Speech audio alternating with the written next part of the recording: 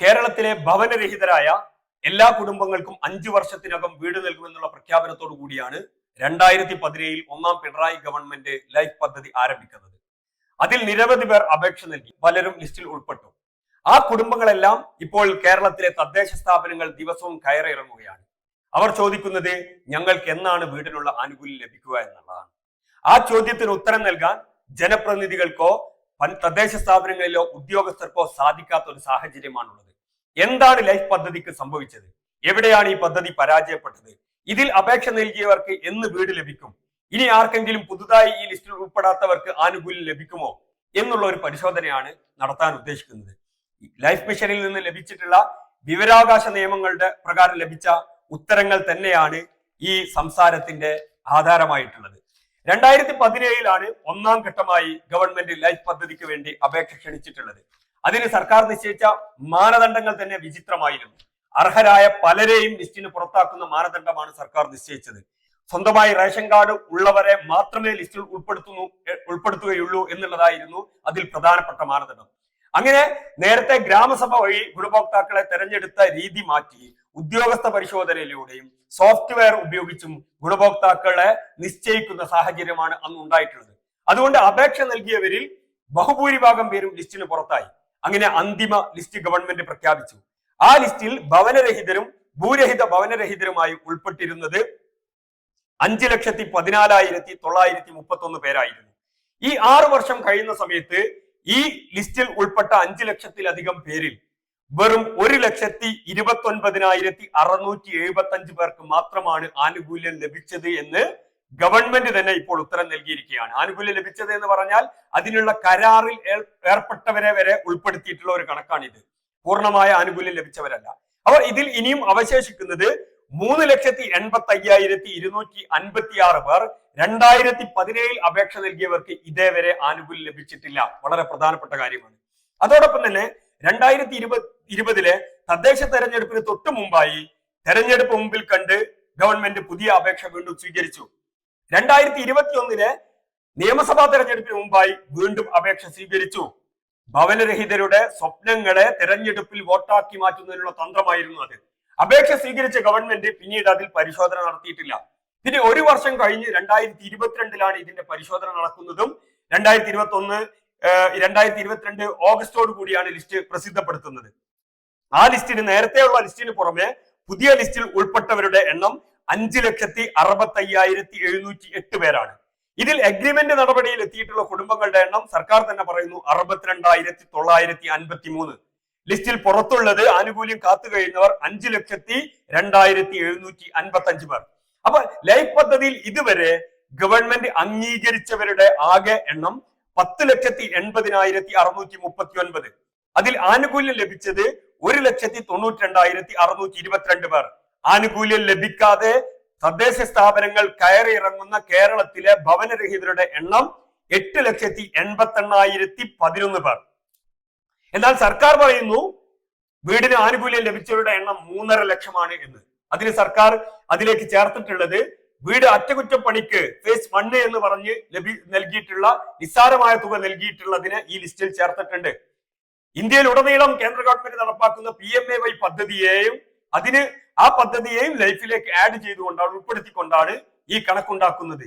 ഇനി സർക്കാർ പറയുന്ന 3.5 ലക്ഷം എന്നുള്ള കണക്ക് അംഗീകരിച്ചു കൊടുത്താൽ തന്നെ 8,88,000 പേർക്ക് ഇതേവരെ ആനുകൂല്യം ലഭിച്ചിട്ടില്ല എന്നുള്ള കണക്ക് സർക്കാരിന് നിഷേധിക്കാൻ സാധ്യമല്ല.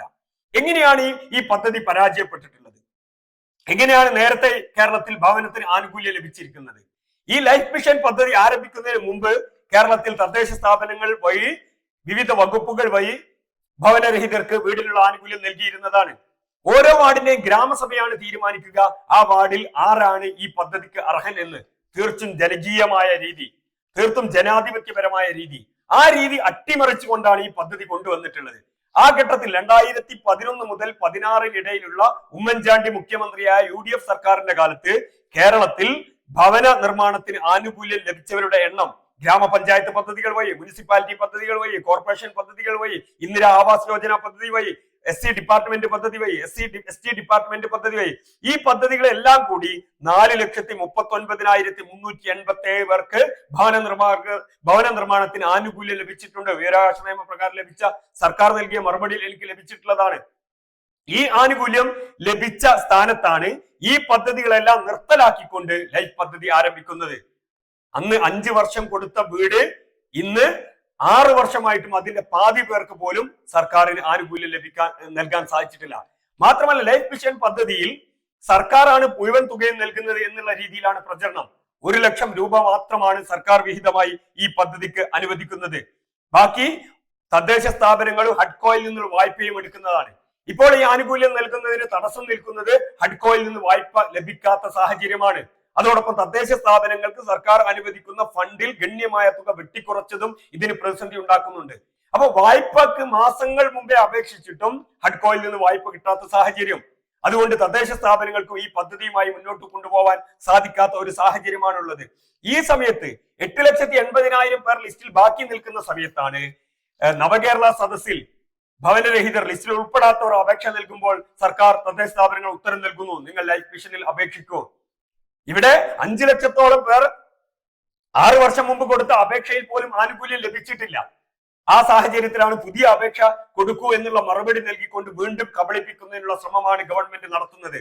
അതോടൊപ്പം തന്നെ UDFന്റെ കാലത്ത് ഭവന നിർമ്മാണത്തിന് ആനുകൂല്യം നൽകുമ്പോൾ അതിന് അധികമായി ആ വീട് നിർമ്മാണത്തിന് നൽകുന്ന തുകയല്ലാതെ അധികമായി 1 രൂപ പോലും സർക്കാരിന് ചെലവഴിച്ചിട്ടുണ്ടായിരുന്നില്ല.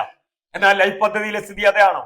ലൈഫ് പദ്ധതിയിൽ വിവരാവകാശത്തിന്റെ ഉത്തരത്തിൽ തന്നെ പറയുന്നു, ഭവന നിർമ്മാണത്തിനല്ലാതെ പരസ്യത്തിനും മറ്റ് പ്രോഗ്രാമുകൾക്കും അതുപോലെ തന്നെ ഓഫീസ് പ്രവർത്തനത്തിനുമായി 16,63,43,451 രൂപ സർക്കാർ ചെലവഴിച്ചിട്ടുണ്ട്. ഈ ഭവന നിർമ്മാണത്തിനല്ലാത്ത ആവശ്യങ്ങൾക്ക് മാത്രമായി ഇത്രയും തുകയാണ് ഗവൺമെന്റ് ചെലവഴിച്ചിട്ടുള്ളത്.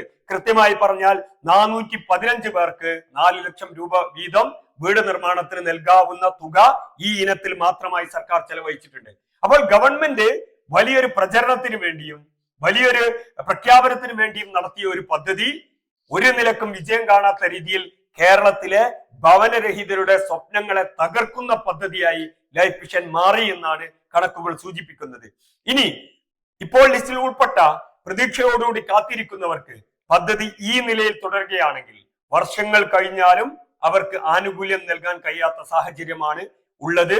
അതുകൊണ്ട് ഗവൺമെന്റ് കൃത്യമായി ഇതിൽ പരിശോധന നടത്തി ഈ ലിസ്റ്റിൽ ഉൾപ്പെട്ടവർക്ക് ആനുകൂല്യം ഉറപ്പാക്കുന്നതിൽ പ്രത്യേകമായ ഫണ്ടും സംവിധാനവും ഏർപ്പെടുത്തിയിട്ടില്ലെങ്കിൽ വർഷങ്ങളോളം ഇവർ ഓഫീസുകൾ കയറി ഇറങ്ങുക എന്നല്ലാതെ ഈ പാവങ്ങളുടെ സ്വപ്നങ്ങൾക്ക് നിറം പകരാൻ ഈ പദ്ധതി കൊണ്ട് സാധ്യമാവില്ല.